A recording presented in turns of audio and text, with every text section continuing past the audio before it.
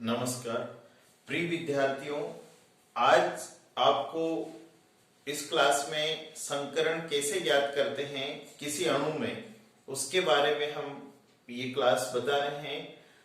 कोई भी अणु है उसमें संकरण ज्ञात करने के लिए मैंने एक फार्मूला लिख रखा है, जो एक वेरी सिंपल ट्रिक है कि इसके आधार पर चाहे वो मूलक हो, उसके केंद्रीय परमाणु में भी कौन सा संकरण है, या कोई अणु है। तो यहाँ पर आप देख रहे हैं मैंने कुछ एग्जाम्पल लिख रखे हैं। मीथेन है, अमोनिया है, जल है, CO2 है, PCl5। इनमें आपको संकरण कैसे ज्ञात करना है। तो संकरण ज्ञात करने के लिए और भी कई फार्मूले हैं, जैसे उसमें केंद्रीय परमाणु में कितने सिग्मा बंध है और कितने लोन पेयर इलेक्ट्रॉन है, ठीक है, उससे भी आप संकरण ज्ञात कर सकते हैं। जैसे कि ये एक और फार्मूला है ऐसे नंबर, स्टेरिक नंबर ज्ञात करने का, कि सिग्मा बंध कितने हैं केंद्रीय परमाणु में प्लस लोन पेयर, इनको योग कर लें तो ऐसे नंबर आता है। मान लो ऐसे नंबर 2 है तो sp संकरण है, यानी एक s कक्षक और एक p कक्षक। 3 आता है तो sp2 यानी p के 2 कक्षक और एक s। 4 आता है, इसी तरह यहाँ पर भी ऐसे नंबर 4 आए तो यानी sp3 संकरण है। 5 आए तो और आगे बढ़ेंगे हम sp3d। इस तरह से संकरण हम ज्ञात कर सकते हैं ऐसे नंबर ज्ञात करके। तो एक फार्मूला ये है संकरण ज्ञात करने का कि किसी अणु के केंद्रीय परमाणु में कितने सिग्मा बंध है और कितने लोन पेयर इलेक्ट्रॉन है।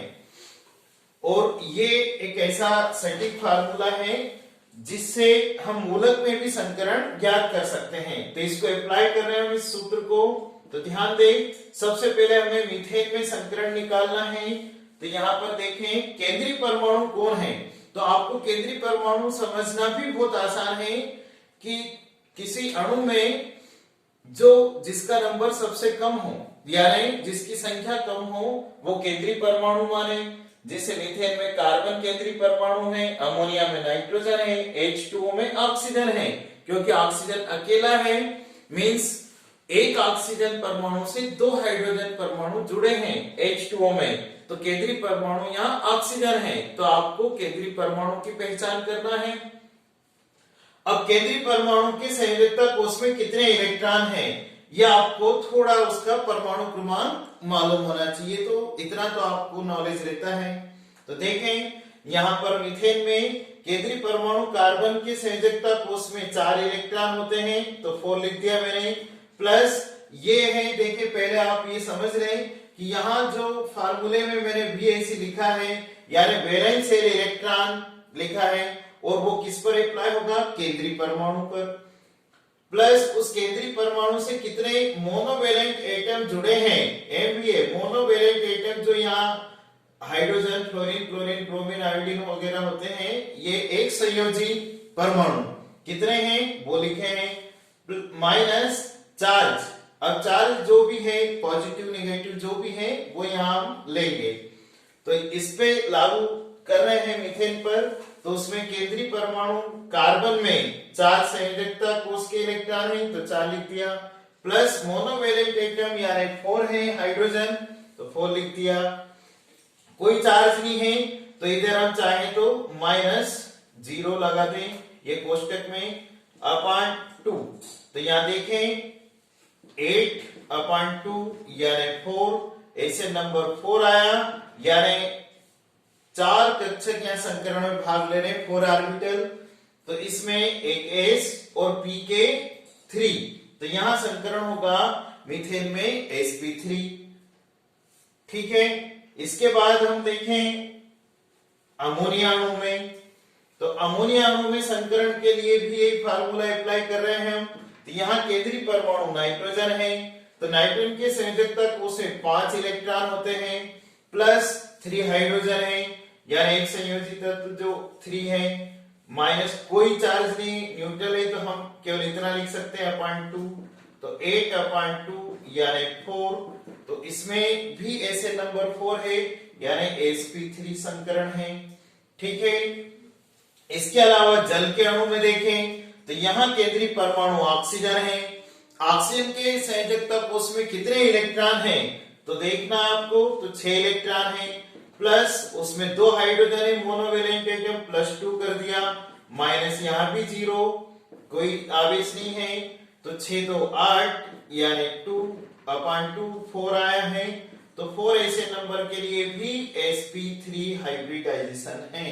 जल के अणुओं में भी sp3 संकरण है, तीनों में sp3 संकरण है। किंतु आप जानते हैं कि अगर केंद्रीय परमाणु में लोन पेयर इलेक्ट्रॉन हो तो VACPR सिद्धांत कहता है कि उनके लोन पेयर इलेक्ट्रॉन और लोन पेयर में रिपल्सन होता है, lone pair and bond pair में भी रिपल्सन होता है। तो आकृति हम फिर इनकी VACPR सिद्धांत पर ज्ञात कर सकते हैं। अभी सिर्फ यहाँ आपको ये समझा रहे हैं कि अणु में संकरण कौन सा है। ठीक है, कार्बन डाइऑक्साइड देखें तो कार्बन डाइऑक्साइड में केंद्रीय परमाणु कार्बन है, तो कार्बन के संयोजकता कोष में 4 इलेक्ट्रॉन है, प्लस अब आप देख रहे हैं कि यहाँ ऑक्सीजन केंद्रीय परमाणु कार्बन है तो संयोजकता कोष में 4 इलेक्ट्रॉन लिखते हैं, प्लस मोनोवेलेंट एटम 0 है, यानी यहाँ पर केवल मोनोवेलेंट एटम जिनकी संयोजकता 1 होती है उनको ही लिखना है। तो वो ऑक्सीजन यहां पर नहीं आएगा तो 0 है, माइनस यहां आवेश भी 0 है /2 ये लिखा है, तो 4/2 यानी 2। तो इसमें 2 स्टेरिक नंबर के लिए CO2 में ऐसे नंबर 2 आया, तो यानी sp संकरण है। 2 कक्षक भाग ले रहे हैं, 2 ऑर्बिटल। ध्यान आपको कुछ रखना है कि यहाँ पर ऑर्बिटल भाग लेते हैं संकरण में, हाइब्रिडाइजेशन में ऑर्बिटल भाग लेते हैं, न कि इलेक्ट्रॉन भाग नहीं लेते हैं। तो 2 ऑर्बिटल के लिए sp, तो CO2 में संकरण आता है sp संकरण। ओके, अब आगे देखें तो इसी तरह PCl5 में केंद्रीय परमाणु फास्फोरस में संयोजकता कोष में 5 इलेक्ट्रॉन है। ठीक है, फास्फोरस के संयोजकता कोष के इलेक्ट्रॉन 5 है, तो यहाँ 5 लिख दिया, प्लस हेलोजन 5 है जो मोनोवेलेंट एटम है, तो ये संख्या भी 5 आएगी। कोई आवेश नहीं है, 0 लिख दिया /2, यानी इनको जोड़ा तो 10 आए, 10 में 2 से डिवाइड करें तो 5 आया। ऐसे नंबर आया 5, तो इसमें 5 ऑर्बिटल है। अब 5 ऑर्बिटल के लिए भी s, फिर p के तीनों sp3, तो आप देख रहे हैं 3 और 1 4 हुआ। एक और ऑर्बिटल है जो इनके बाद d आता है, तो sp3d, d का एक ऑर्बिटल, d उपकोष का एक ऑर्बिटल भाग ले रहा है। तो PCl5 में आप देख पा रहे हैं sp3d संकरण है। ओके, अब अगला अणु देखें आप, BCl3 है, बोरान ट्राइक्लोराइड है। तो बोरान ट्राइक्लोराइड में भी इसी फार्मूले से संकरण ज्ञात करेंगे। तो यहाँ केंद्रीय परमाणु बोरान है, तो बोरान के संयोजकता कोष में कितने इलेक्ट्रॉन होते हैं, आप जानते हैं 3 इलेक्ट्रॉन, इसका आंसर। तो ये 3 इलेक्ट्रॉन हो गए, प्लस मोनोवेलेंट एटम 3 है, तो ये भी 3 है। यहाँ कोई आवेश नहीं है तो 0 लिख दिया है। अब इनको जोड़ा तो 6/2 यानी 3, तो इसमें ऐसे नंबर 3 आया, यानी 3 ऑर्बिटल इसमें भाग ले रहे हैं। तो 3 के लिए भी s और p के 2, sp2, p कोष के 2 ऑर्बिटल, तो ये नंबर आपको थोड़ा ध्यान रखना है। तो BCl3 में sp2 संकरण है। ओके, आप समझ पाए होंगे। इसके अलावा अगर हम देखें कि मूलक में संकरण कैसे ज्ञात करते हैं, यानी कोई आवेश वाले दे रखेंगे आपको, उदाहरण के लिए मैं यहां लिख रहा हूं NH4+ में कौन सा संकरण है, तो यहां केंद्रीय परमाणु नाइट्रोजन है, तो NH4+ देखना है अमोनियम आयन को। तो केंद्रीय परमाणु नाइट्रोजन के संयोजकता कोष में कितने इलेक्ट्रॉन हैं, तो आप जानते हैं नाइट्रोजन के टोटल नंबर ऑफ इलेक्ट्रॉन 7 होते हैं।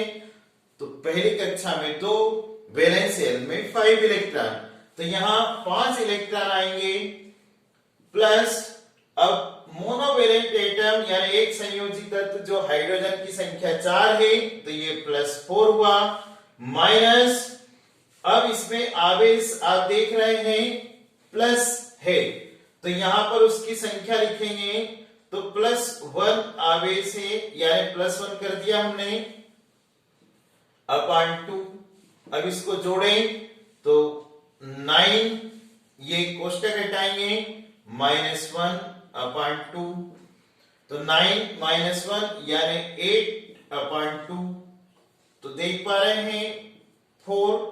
तो इसमें भी NH4 प्लस में केंद्रीय परमाणु जो नाइट्रोजन है उसके लिए 4 ऐसे नंबर आए यानी sp3 अमोनियम आयन में नाइट्रोजन sp3 संकरित अवस्था में है। ओके, तो यानी यहां पर भी sp3 संकरण है। इसके अलावा दूसरा अणु ले हम SO4 2-, इसमें देखना आपको SO4 2- में सल्फर केंद्रीय परमाणु है, आप देख पा रहे हैं इसकी संख्या कम है, या जिसका परमाणु क्रमांक ज्यादा है वो केंद्रीय परमाणु है, ऐसे देख लें तो सल्फर है। अब सल्फर के केंद्रीय जो परमाणु है सल्फर, इसके संयोजकता कोष में आप इलेक्ट्रॉन जानते हैं 6 होते हैं तो वो संख्या लिख दी मैंने 6 प्लस अब ऑक्सीजन है तो यानी मोनोवेलेंट एटम नहीं है वो, है ना, ऑक्सीजन की संयोजकता 2 होती है तो हमें उसे नहीं लिखना है, केवल सूत्र का ध्यान रखें तो ये 0 माइनस अब इसके ऊपर आवेश आप देख रहे हैं 2 है तो यहां लिख देंगे -2 तो 6 + 0 यानी 6 आया।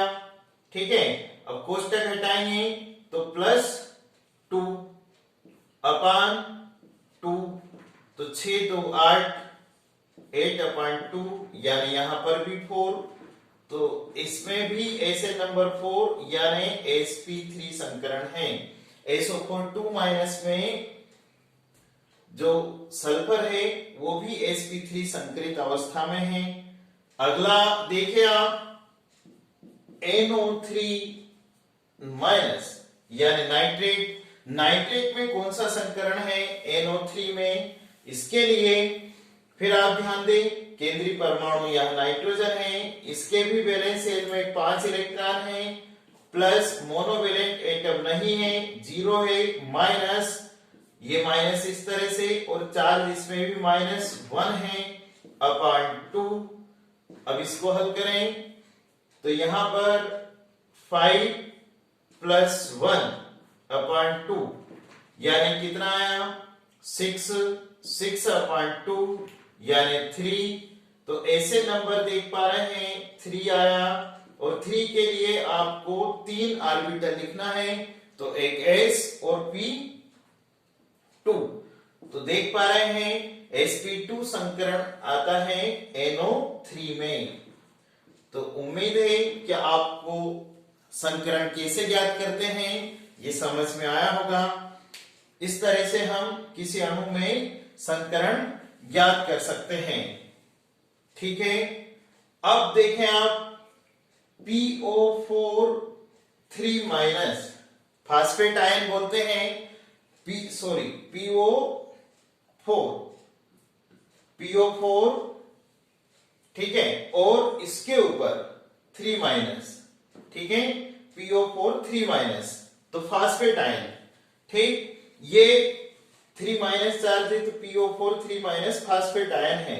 अब इसमें हमें संकरण ज्ञात करना है तो ध्यान दें यहां केंद्रीय परमाणु फास्फोरस है, फास्फोरस के वैलेंस शेल इलेक्ट्रॉन 5 होते हैं तो 5 लिख दिया मैंने, प्लस मोनोवेलेंट एटम यानी एक संयोजी तत्व नहीं है, ये तो ऑक्सीजन है जो द्विसंयोजकता है तो इसे नहीं लिखना है यानी 0 है, माइनस अब इस पे चार्ज आप देख रहे हैं यहां पर -3 है अपॉन 2 तो हल करा इसको तो 5 प्लस में आएगा 3 अपॉन 2 यानी 8/2, तो इसमें 4, तो यानी 4 ऐसे नंबर के लिए 4 ऑर्बिटल, तो sp3। तो फास्फेट में p जो है केंद्रीय परमाणु, ये भी sp3 संकरित अवस्था में है।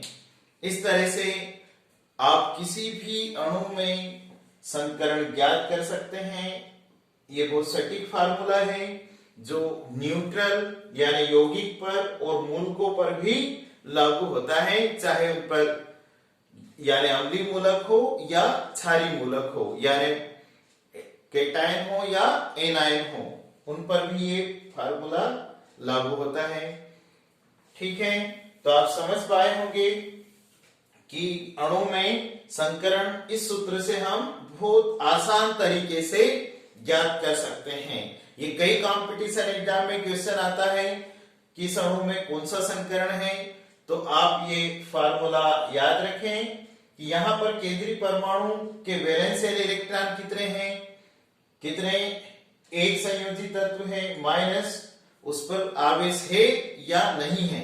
उदाहरण के लिए और देखिए आप SO2 सल्फर डाइऑक्साइड पर अप्लाई करें ये फार्मूला, तो यहां पर 6 है, इसके वैलेंशियल के इलेक्ट्रॉन केंद्रीय परमाणु सल्फर है, प्लस मोनोवैलेंट 0 है, आवेश भी 0 है, कोई चार्ज नहीं है, तो यानी 6/2, तो आप देख रहे हैं 3।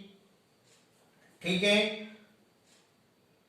कुल मिला के ऐसे नंबर 3, तो यहां पर 3 ऑर्बिटल भाग ले रहे हैं, तो sp2, तो सल्फर डाइऑक्साइड में संकरण आया sp2।